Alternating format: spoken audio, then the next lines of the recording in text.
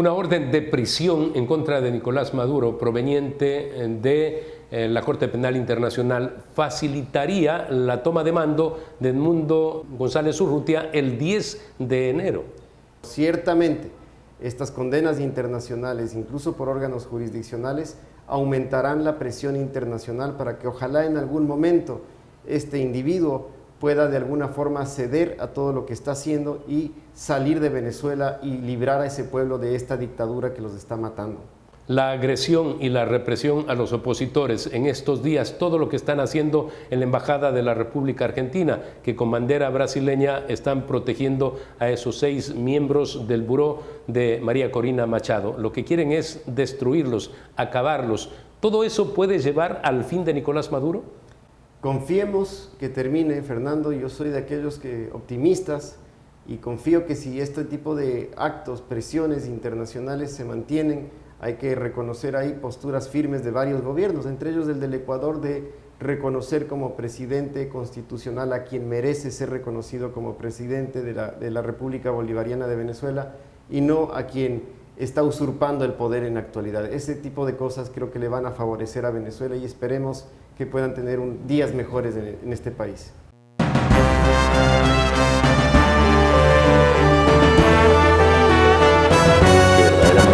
El gobierno de Daniel Noboa está buscando competitividad en un país que tiene unos visos que la democracia puede, a diferencia de Nicaragua, de enfrentar los problemas de impunidad es la del fiscal general. La Alianza del Pacífico se presenta también como una oportunidad para...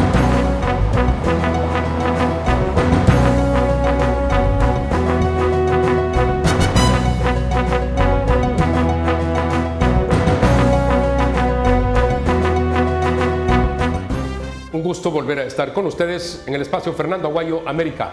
Cordiales saludos a quienes nos ven a través de la señal de Mega TV en la Florida, Estados Unidos, por Vito TV en el Ecuador y por OnePlus TV en el Ecuador y en el mundo. Hoy tenemos como invitado al doctor Pablo Alarcón. Él es el director de la Escuela de Posgrado en Derecho de la UES. Muchas gracias por estar con nosotros, doctor. Yo digo que el día de la lucha en contra de la corrupción debe ser todo el año y todo el tiempo, por lo que está ocurriendo en varios países y en el nuestro más. La corrupción ha empobrecido a los pueblos. Gracias, Fernando, por la invitación. Un saludo para toda su audiencia. Sí, yo estoy convencido y totalmente de acuerdo con usted. Todos los días deberían ser días de lucha contra la corrupción en el mundo y con mayor razón en nuestro país en medio de constantes crisis que están muy relacionadas o vinculadas a la corrupción. La Universidad de Espíritu Santo, como usted bien conoce, hemos tenido aquí la oportunidad de hablar con profesionales como usted que les interesa el país sobre cultura de la legalidad. Ha venido trabajando mucho en cultura de la legalidad. Y en esta ocasión lo que hemos hecho es unir esfuerzos. La Embajada de los Estados Unidos de América y la Oficina de las Naciones Unidas contra la Droga y el Delito en el Ecuador han ubicado a la UES como su socio estratégico, seguramente por el trabajo que hemos venido desarrollando en cultura de la legalidad como mecanismo para luchar contra la corrupción. En ese sentido, en el Día Internacional contra la Corrupción, el día formal, tendremos un evento en la universidad, en el campus de la UES, en San Borondón, donde participarán oficiales de las Naciones Unidas, nos acompañará el embajador de los Estados Unidos, nos acompañarán autoridades estatales, académicos, empresas, cámaras, medios de comunicación, es decir, todos reunidos para tratar de debatir y no solamente debatir, sino principalmente presentar ya planes piloto, propuestas y planes ejecutados sobre buenas experiencias de lucha contra la corrupción. Y los jóvenes principalmente han participado activamente porque abrimos un concurso nacional universitario hace meses atrás en categorías de cómics y ensayos para plantear ideas desde la juventud principalmente de cómo podríamos prevenir y luchar contra la corrupción.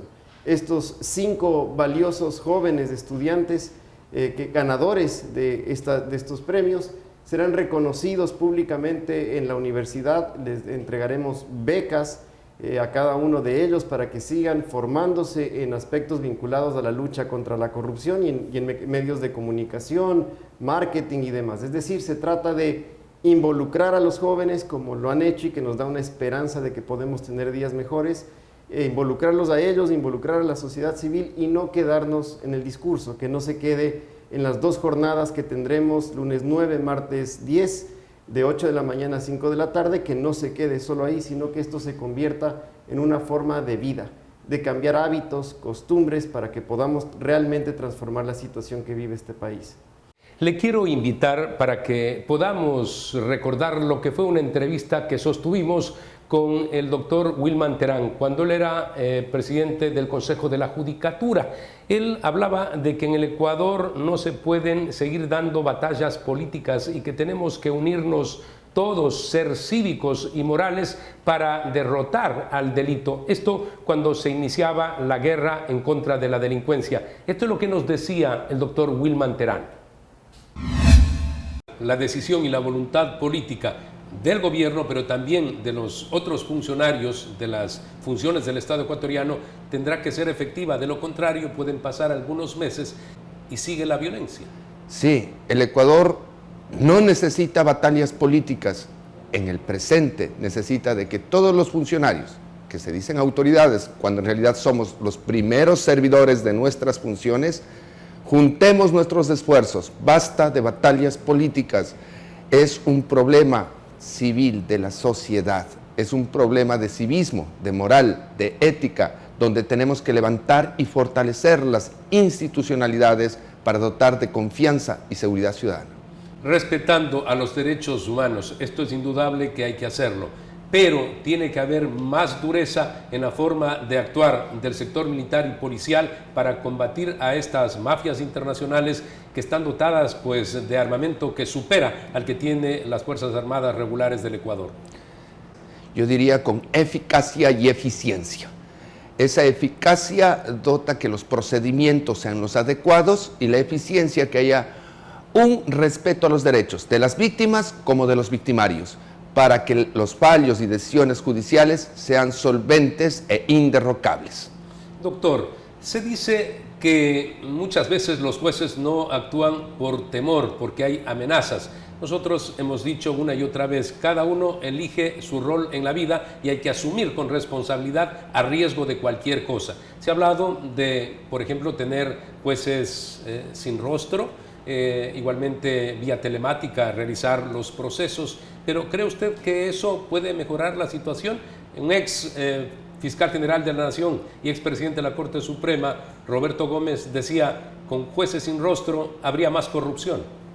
Es probable. Yo he sido juez y para ejercer dicha calidad hay que tener la suficiente fortaleza de que se decide sin favor ni temor. Si hay temor, fácil, deje de ser juez. Si hay favoritismos para favorecer, fácil, ha dejado de ser independiente imparcial. No necesita la sociedad jueces de esa calidad. Por otro lado, hablar de jueces sin rostro es un tema delicado. Es decir, se querría decir que las personas son débiles, que no hay la verdadera fortaleza de ejercer la magistratura, una dignidad, un respeto señorial.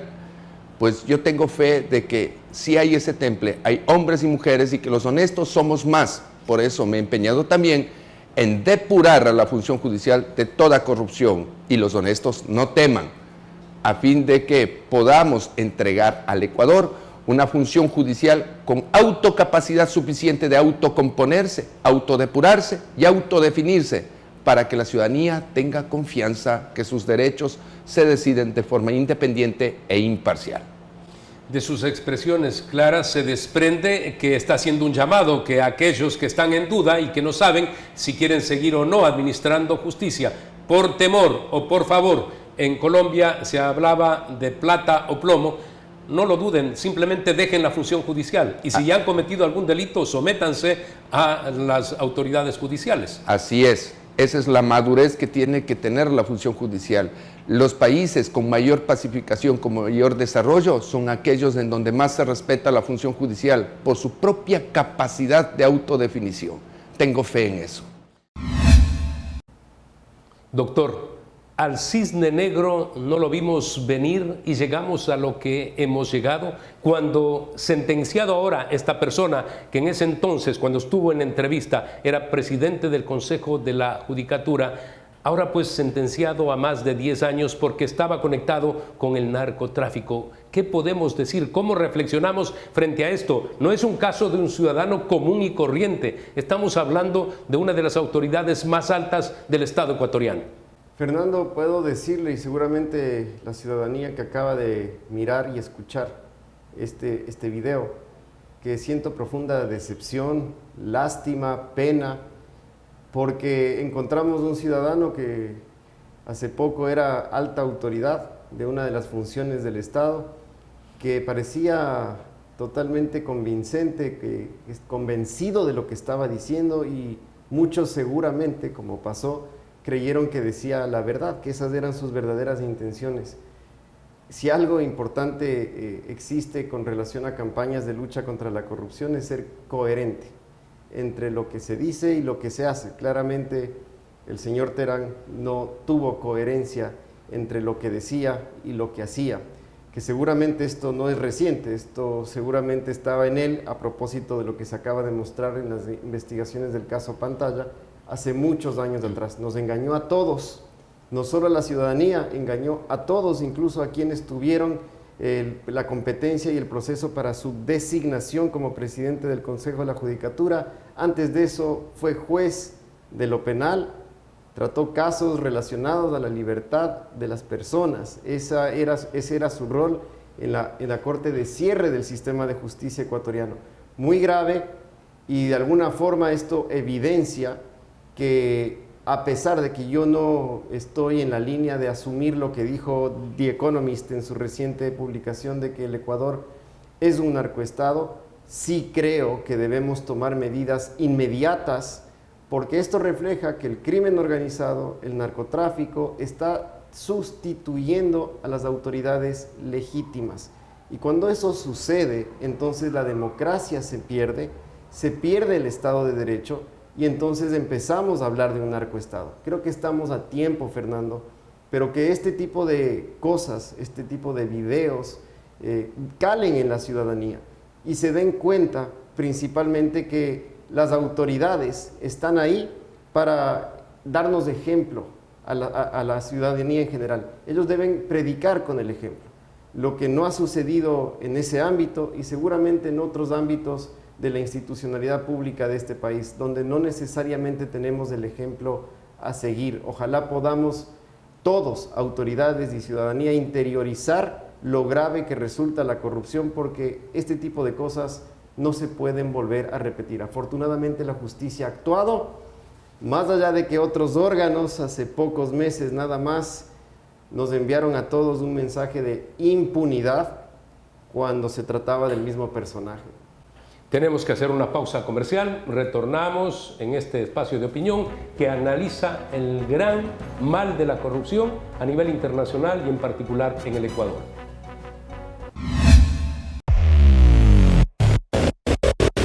Objetivo de alto valor, capturado. El serbio Kesdimir Sirdan se une a los 11 capturados en un año. El operativo Caso Euro 2024 se dio en 5 provincias del país. 4 personas detenidas en Ecuador, 2 personas detenidas en Alemania. La seguridad es nuestra prioridad. El nuevo Ecuador. Autorización número 3360. CNE, Elecciones Generales 2025. Verde Fruit, el camino para acercar los productos de América Latina a los Estados Unidos. Creemos que es un ejemplo oportuno el abordar la situación de Venezuela, porque no son por hechos políticos por los que se ha llegado a semejante crisis, sino por hechos delictivos. A quienes gobiernan en Venezuela se dice son parte de un cartel, el cartel de los soles, y por la cabeza de ellos, de Diosdado Cabello y del propio presidente Maduro, se puede incrementar a $100 millones en Estados Unidos la entrega de 100 millones a cambio de la cabeza de estos personajes, dirigiendo un país. Eso que nos sirva como ejemplo nuevamente, ¿no? Venezuela seguramente ha tocado fondo. el Ecuador todavía no ha tocado fondo. Yo sigo siendo de aquellos ciudadanos que tienen todavía un mensaje de aliento positivo frente a la adversidad, y por esa razón es tan importante que prestemos mucha atención al sistema de justicia, porque esos actos como el que se generó en Venezuela, esta permisibilidad para que puedan apoderarse grupos irregulares de las instituciones públicas, de los poderes del Estado, podría haberse evitado si tenían un sistema de justicia transparente, imparcial, y en el caso ecuatoriano, retomando un poco lo que conversábamos hace un momento, creo que en la medida en que la justicia en este país funcione, tendremos esperanza de que el Estado de Derecho, insisto con esto, no se destruya. Hay una teoría muy importante internacional que habla sobre los vidrios rotos de la democracia. El Ecuador tiene varios vidrios rotos, pero todavía está a tiempo de reponerlos, de reparar esos vidrios rotos, pero si no lo hacemos ahora, lo más probable es que terminen por romperse todos y la democracia la perdamos. Y tal vez cuando sea tarde y cuando eso suceda, recién nos vamos a dar cuenta de la ventaja que teníamos cuando éramos libres, cuando podíamos tomar nuestras propias decisiones y cuando habían reglas dentro del sistema a respetar para garantizar la convivencia social. Ojalá todos podamos asumir esta postura y de esa forma sacar este país adelante, que yo sí creo que podemos hacerlo. Doctor, pero cuando hay confusión, cuando políticamente, porque la democracia lo establece, cada 4 años hay elecciones, se dice que al momento, por todos estos ejercicios anómalos en donde se inmiscuye la justicia con la política, buscaba, por ejemplo, en el caso de este señor Wilman Terán, el que está preso, sentenciado, él quería ser presidente de la República, pero para aquello buscaba soporte político y sin duda el soporte político estaba en el correísmo, porque él cuando compareció ante la Asamblea Nacional, en un momento dado, en un juicio político, dijo: estoy arrepentido de haberme dejado influir cuando yo era juez para sentenciar a Rafael Correa. Y luego también manipulaba un concurso para elegir jueces para que conozcan a nivel internacional de la Corte Suprema de Justicia, jueces que liberen y dejen impune el caso en el que están inmersos quienes formaron parte del correísmo. Sin embargo, pueden volver al poder. Esta pregunta por la reflexión última que hizo usted, doctor. Yo creo que, en efecto, ese es un problema de fondo cuando nos estamos refiriendo a la institucionalidad. Yo le sumaría a eso algo adicional, y esta no es una defensa política a nadie.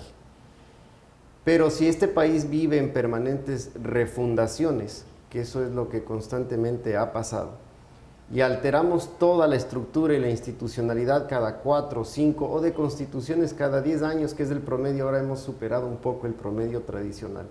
Entonces lo que menos va a existir es eso, madurez institucional y convicción, por ejemplo, de que la gente sepa para qué sirve su propia constitución, se sienta identificado con su constitución. En otros países, Estados Unidos no en todo es el mejor ejemplo, pero en este ámbito sí, han construido cultura constitucional. Una sola constitución frente a 20 constituciones en el Ecuador, todas precedidas por la palabra refundación, reinstitucionalidad. Y cuando tengamos verdaderos postulantes a ser jueces que no miren a la carrera judicial o a las altas cortes como un mecanismo de enriquecimiento o para hacer política y luego aprovechar ese espacio para llegar a cargos públicos de tipo político, entonces habremos dado algún paso. Ojalá que se deje de mirar esto como un ámbito de popularidad y que luego se trastoquen las cosas. Por algo existe la división de poderes. Si alguien quiere ir al ámbito ejecutivo, ahí están las vías. Al legislativo, son ámbitos políticos principalmente. La justicia no.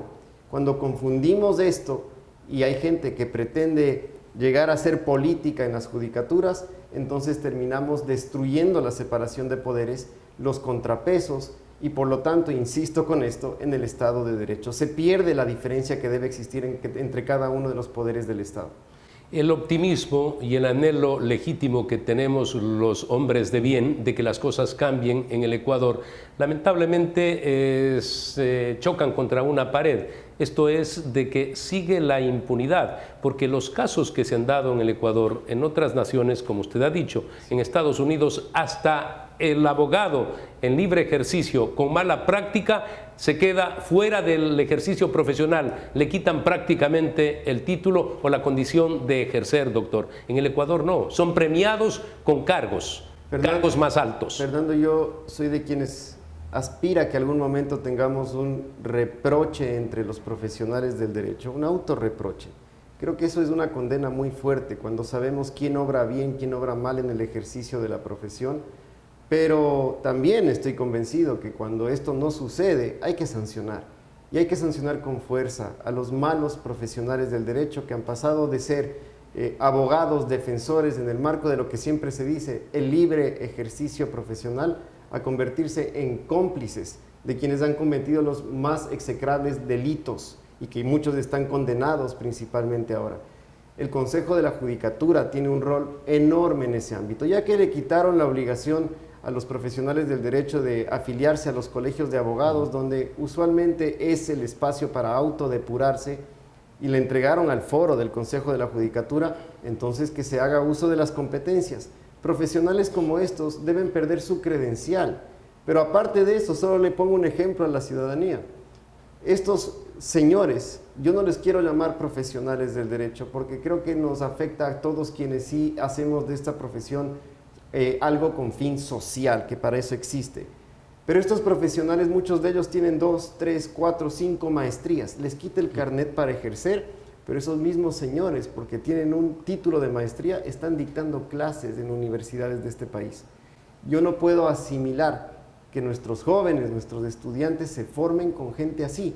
Aquí las normas tienen un gran desafío. El Parlamento, en vez de estar constantemente en estas pugnas, tratando los problemas epidérmicos en algunos casos, tratemos de estas cosas. Si queremos realmente condenar la corrupción y tomar medidas, por ejemplo, aquí debemos trabajar fuerte con el CENESIT, entre otros órganos de educación, para que estos señores tampoco se les permite y se les revoque incluso sus maestrías cuando han cometido este tipo de actos. No podemos tolerar. En este país, Fernando, y perdón que me extienda, se ha formado a los juristas con técnicas de litigación que no han considerado la ética profesional. No todo se vale en el ejercicio profesional. Aquí hay que enseñar, y eso hacemos desde la universidad.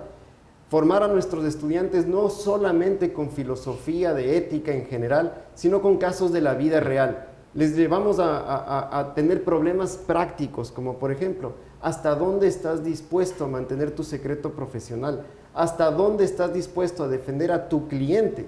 Porque tu defensa, tu cliente no puede involucrar la lesión al sistema judicial. Esas manipulaciones, malas interpretaciones para sacar provecho propio no se deben admitir, Fernando. Y los estudiantes de Derecho que están escuchando esto deben convencerse que su fin no es el enriquecimiento, su fin no es el ejemplo de los casos que hemos visto, es social, prevenir y tratar los problemas sociales. Ese es nuestro fin. Tenemos que hacer una pausa comercial, retornamos en este espacio de opinión que analiza el gran mal de la corrupción a nivel internacional y en particular en el Ecuador.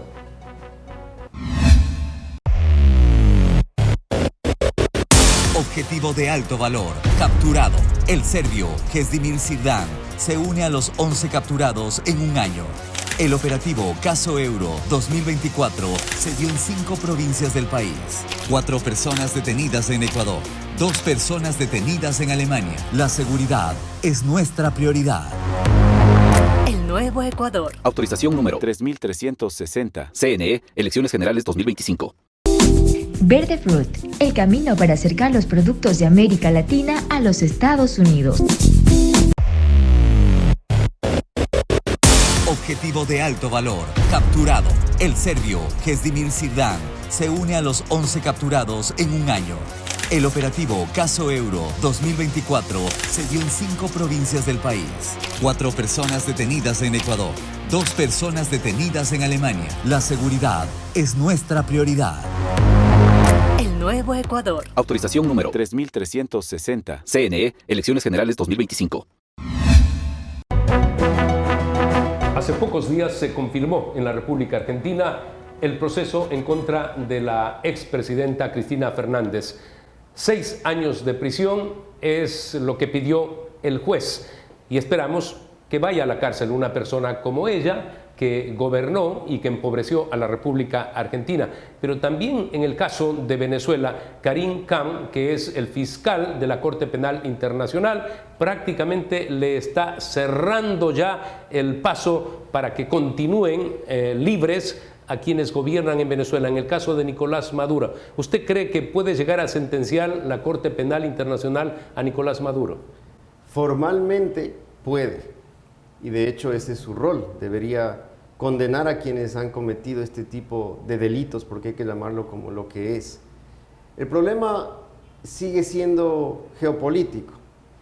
Venezuela, más allá de la condena importante, y que lo hemos discutido con usted en algunas ocasiones, más allá de la condena que ha existido desde otros países, desde organismos internacionales, parece que... El pedido de Estados Unidos pagan por la cabeza de ellos. En el caso de Argentina, un grupo de abogados también estableció desde hace 2 años un proceso que ha terminado con una orden de prisión internacional, pero que no se ha ejecutado en contra de Maduro. Que seguramente esto es de lo más difícil cuando partimos de la jurisdicción y competencia de órganos internacionales. ¿Cómo ejecutamos esas decisiones? En Venezuela, fíjese usted, ¿qué es lo que podría suceder si se intenta ejecutar una medida como estas y tomar preso? Yo no lo voy a reconocer como presidente, así que diré Maduro.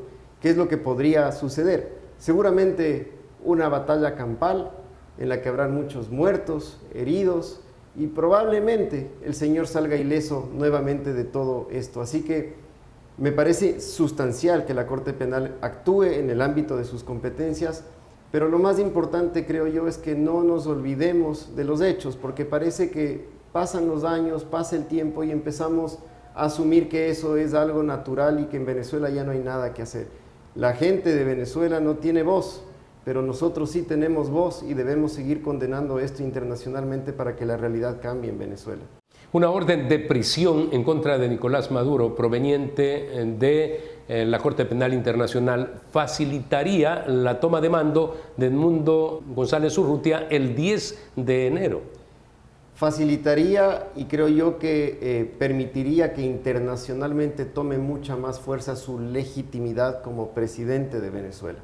Sigo pensando y preocupado en la posibilidad de que asuma formalmente el cargo en Venezuela por las circunstancias que están aconteciendo en Venezuela. Usted sabe que los militares hace mucho tiempo en Venezuela dejaron de ser los guardianes de la democracia, pasaron a ser los guardianes de alguien que ha cometido delitos de todo tipo. Y eso principalmente es a mí, en lo personal, lo que me preocupa. Pero ciertamente estas condenas internacionales, incluso por órganos jurisdiccionales, aumentarán la presión internacional para que ojalá en algún momento este individuo pueda de alguna forma ceder a todo lo que está haciendo y salir de Venezuela y librar a ese pueblo de esta dictadura que los está matando. La agresión y la represión a los opositores en estos días, todo lo que están haciendo en la Embajada de la República Argentina, que con bandera brasileña están protegiendo a esos 6 miembros del buró de María Corina Machado. Lo que quieren es destruirlos, acabarlos. ¿Todo eso puede llevar al fin de Nicolás Maduro? Confiemos que termine, Fernando. Yo soy de aquellos optimistas, y confío que si este tipo de actos, presiones internacionales se mantienen, hay que reconocer ahí posturas firmes de varios gobiernos, entre ellos el del Ecuador, de reconocer como presidente constitucional a quien merece ser reconocido como presidente de la República Bolivariana de Venezuela, y no a quien está usurpando el poder en la actualidad. Ese tipo de cosas creo que le van a favorecer a Venezuela y esperemos que puedan tener días mejores en este país. Usted hablaba de geopolítica y siempre ha dado la impresión de que se sentían seguros por el apoyo que tienen de Rusia, de China, de Irán. Pero días atrás, cuando se dio la reunión de los BRICS, vimos claramente una imagen cuando se toma la foto Putin con Nicolás Maduro y termina la foto de los dos, viene la foto del grupo oficial de presidentes. Como negaron el ingreso a los BRICS a Venezuela, Putin le dice a Nicolás Maduro, vaya por otro lado. Mensajes poderosos, ¿no? Una foto en la que no está él claramente lo debilita. Creo que es el momento oportuno para actuar. Este es el mejor momento y ojalá que incluso desde ese punto de vista Maduro se dé cuenta que ha perdido el apoyo de quienes lo protegían y pueda finalmente permitir que ese Estado recobre la democracia y el Estado de Derecho. Y para cerrar, solamente recordar lo que hizo el ex canciller de Brasil en la Asamblea de Brasil. Lo que dijo es: nuestra actitud es porque estos señores nos han mentido, nos dijeron que nos van a entregar las actas en Venezuela y no lo han hecho hasta ahora. Sergio Amorim, el ex canciller pero asesor del presidente Lula da Silva. Es que hay cosas que no se sostienen. Si finalmente incluso gente afín a su ideología esperaban que pueda al menos entregar las actas que defendía y decía existían para reconocerlo como presidente y estas no se pueden presentar, creo que es insostenible el argumento de legitimidad que está manejando Maduro. Y por esa misma razón insisto con esto, creo que es el momento adecuado, oportuno, para que Maduro finalmente salga de Venezuela, o sea, finalmente puesto en el lugar en el que se merece, que no es precisamente en Palacio, sino detrás de las rejas. Doctor, muchas gracias. Fernando, muchas gracias. Amigos, recuerden que la próxima semana tienen una cita en Fernando Aguayo América a través de Mega TV en la Florida, Estados Unidos, por Vito TVO y por OnePlus TV en el Ecuador y en el mundo.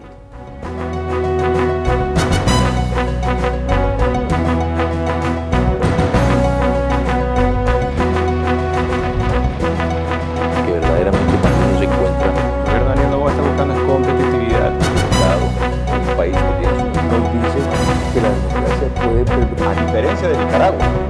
De enfrentar los problemas de impunidad en la del fiscal general. La alianza